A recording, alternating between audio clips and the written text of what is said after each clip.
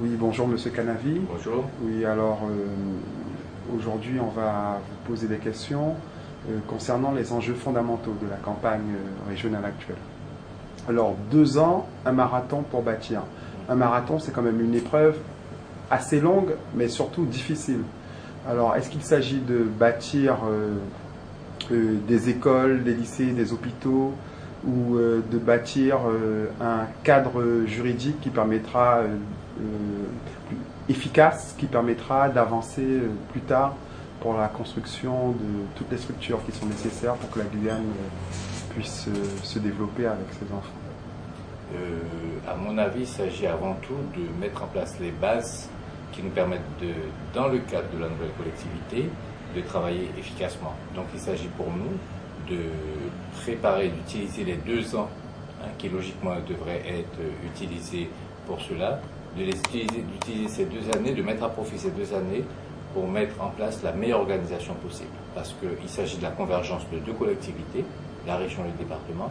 Il y a près de 3000 agents territoriaux qui sont concernés. Il y a des statuts divers, des organisations différentes.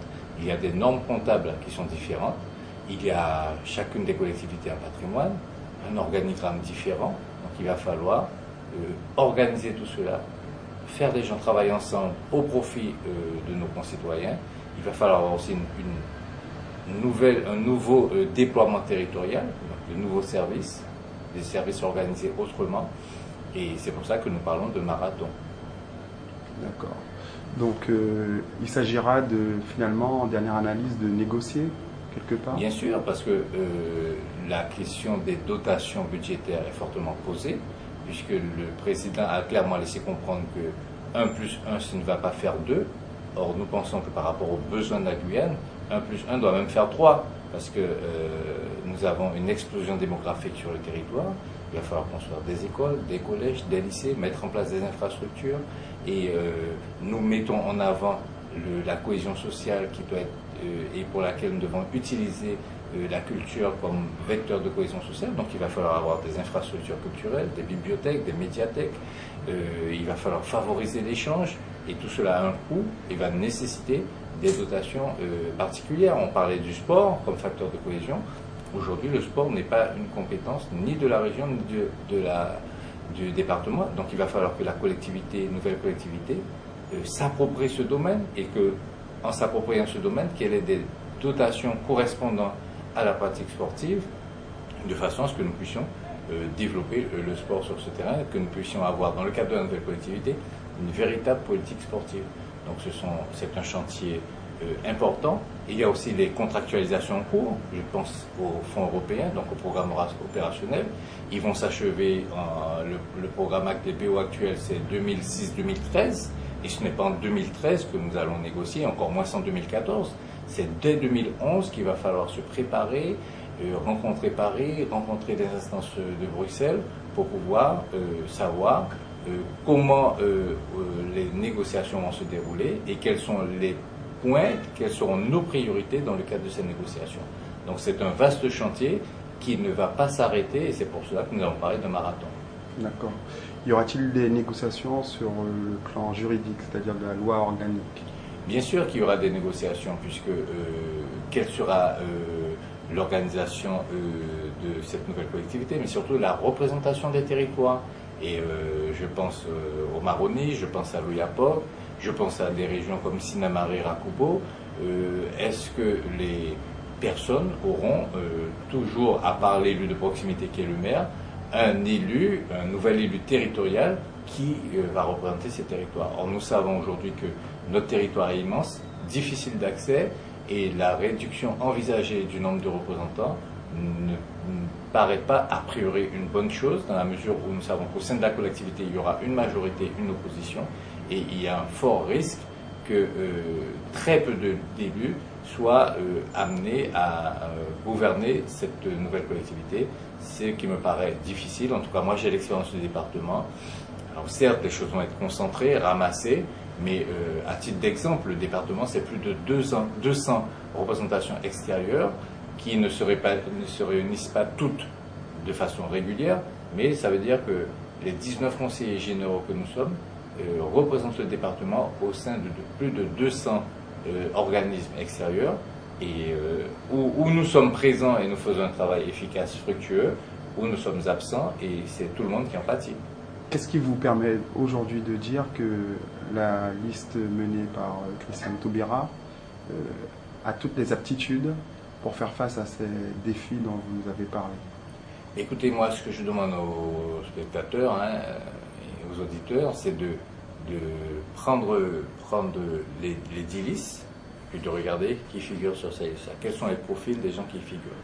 Je pense que nous avons un avantage à ce niveau-là, c'est déjà notre tête de liste, Christiane Taubira, donc qui a un rayonnement international, qui est compétente, personne ne le conteste.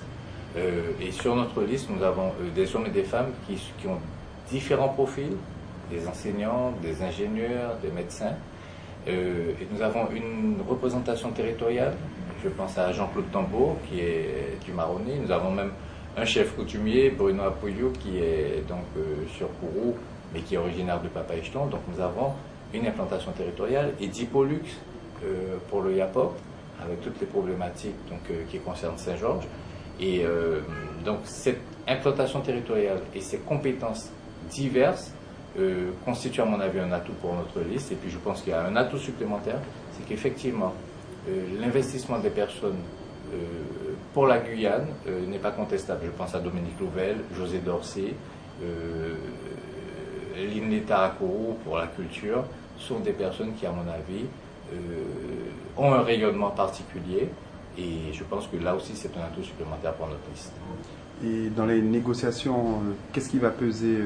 Les compétences dont vous parlez ou les affinités politiques, comme l'a laissé entendre clairement Madame Sirder? Non, je pense que là, Madame Sirder se trompe. J'ai entendu, je crois, M. Tinouedi parler hier d'un écart de langage. Mais en tout cas, si elle l'a dit, c'est qu'elle l'a pensé. Mais je pense que là, c'est un mauvais calcul. Pour plusieurs raisons. Parce que les promesses, on a eu tellement de déceptions dans ce pays-là pour des promesses qui n'ont pas été tenues. Et donc croire que M. Sarkozy va mettre les moyens pour la Guyane, comme ça, sous prétexte que ce serait telle liste et pas telle autre qui serait passée, pour moi, ça veut dire qu'il y a un regard vraiment cynique vis-à-vis de la gestion des affaires, comme si nous serions des compatriotes qui seraient soutenus en fonction de leur profil, en fonction de leur réaction, et non pas comme des personnes vivant sur le territoire de la Guyane. Et pour moi, il est vrai que l'affaire de déclaration de Mme Pinchard est de la même nature. Et effectivement, on peut s'interroger sur un traitement neutre et équitable des populations sur le territoire de la France et en particulier en Guyane. En tout cas, moi je sais qu'en tout état de cause, il va falloir nous battre, il va falloir négocier, argumenter et mettre en avant des arguments pour pouvoir, des problèmes, des projets, pour pouvoir obtenir haut la main ce que nous souhaitons. Et non pas, comment dirais-je, être là, la main tendue et attendant que des promesses se réalisent. Donc moi je pense que ce n'est pas le cas.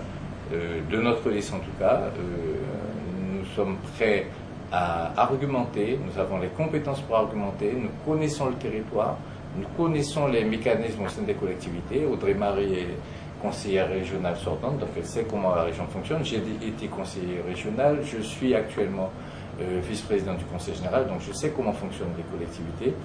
Et je pense que c'est plus ça qui va compter dans la négociation plutôt que des promesses faites, y compris des promesses qui pourraient être faites par le président de la République.